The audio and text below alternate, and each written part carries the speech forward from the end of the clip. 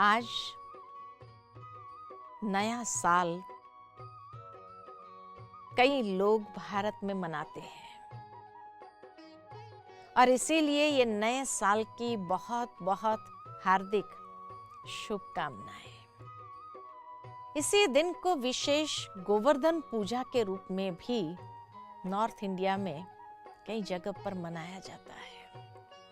खास करके कहा जाता है कि श्री कृष्ण ने इस गोवर्धन पूजा को आरंभ किया था।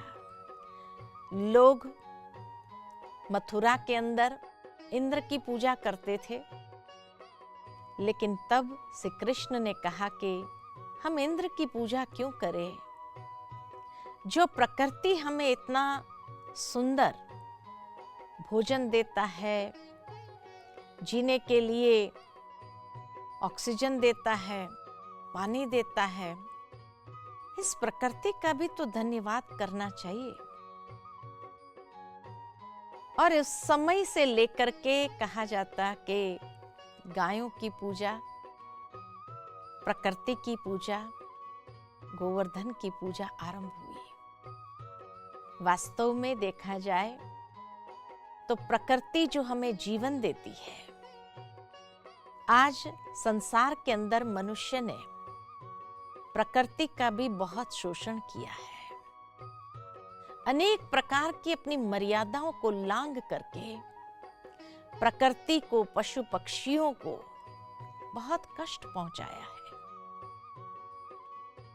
आज का दिन परमात्मा हम सभी को यही विशेष संदेश देते हैं कि गोवर्धन पूजा माना प्रकृति के प्रति भी हमारी कृतज्ञता, क्योंकि जब यह पुराना संसार समाप्त होकर के नई सतयुगी दुनिया प्रारंभ होनी है, उसी यादगार के रूप में तो नया साल कई लोग मनाते हैं। जिस नए सृष्टि में धन धान्य से संपन्न मनुष्य जीवन होगा, जहां पशु पक्षी कितने सुंदर तरीके से इस संसार की शोभा बढ़ाएंगे और जहां प्रकृति भी भरपूरता का एहसास कराएगी, वहां जाने के बाद तो शायद उस प्रकृति का एहसान न मान सके। इसीलिए उसी यादगार के रूप में आज विशेष जो प्राकृतिक सुंदरता, प्रकृति के पांचों तत्व जिस तरह से सेवाधारी बन करके हर आत्मा की सेवा करने के लिए तत्पर हो रहे हैं, उस देवकुल की आत्माओं का आवाहन करते हैं। आज वो प्रकृति का भी हम धन्यवाद करें। कितने जन्मों से यही प्रकृति ने हमारी सेवा की है।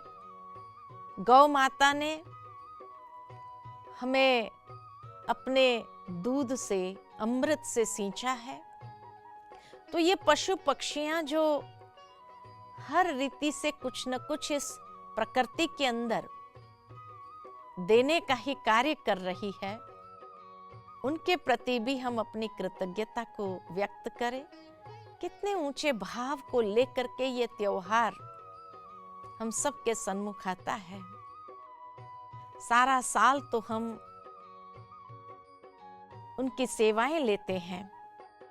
पांचों तत्व की सेवा, चाहे जल हो, ऑक्सीजन हो, चाहे भोजन हो, जो पृथ्वी हमें दे रही है, तो आज के दिन उसके प्रति ये कृतज्ञता को व्यक्त करें। ये कृतज्ञता ही उनकी पूजा करना बराबर है। तो इसीलिए अंदर में ये संकल्प ले कि हम वृक्षों को बढ़ाएंगे ताकि आने वाली पीढ़ी को भी पर्याप्त मात्रा में हवा, पानी शुद्ध रूप से प्राप्त हो सके।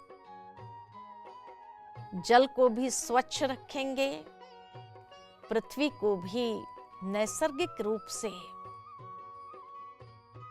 नेचुरल रूप से अनेक प्रकार के प्राकृतिक चीजों के माध्यम से सींच करके वो शुद्ध भोजन हम सभी स्वीकार करेंगे। तो इस तरह गोवर्धन पूजा, गौ पूजा अर्थात हमारी प्रकृति के प्रति, पशु पक्षियों के प्रति, जो इस संसार के बड़े से मांडवे के कितने सुंदर डेकोरेशन है, इनके प्रति भी हमारी कृतज्ञता को व्यक्त करना है। मान लो अगर ये पशु पंखी नहीं होते थे इस संसार के अंदर, तो इसकी शोभा ही नहीं होती थी। मनुष्य जीवन में काफी योगदान पांचों तत्व का एवं ये पशु पक्षियों का है। तो इसीलिए ये सब भी इस मनुष्य जीवन को पोषण देने में बहुत बड़ा महत्वपूर्ण योगदान देते हैं।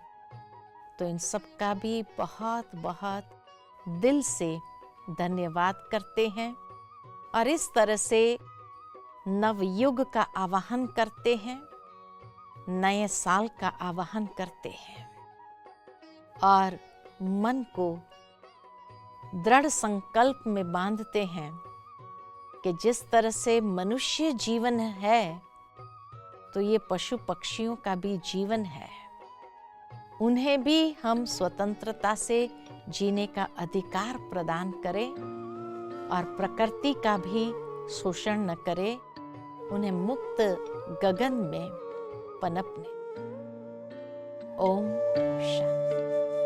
विपदा भारी है, प्राण हारी है, जीवन ने श्वास थामे है। विपदा भारी है, प्राण हारी है, जीवन ने श्वास थामे है। प्राणों की आस, जीवन की ज्योति, तुम्हीं को अब बचाने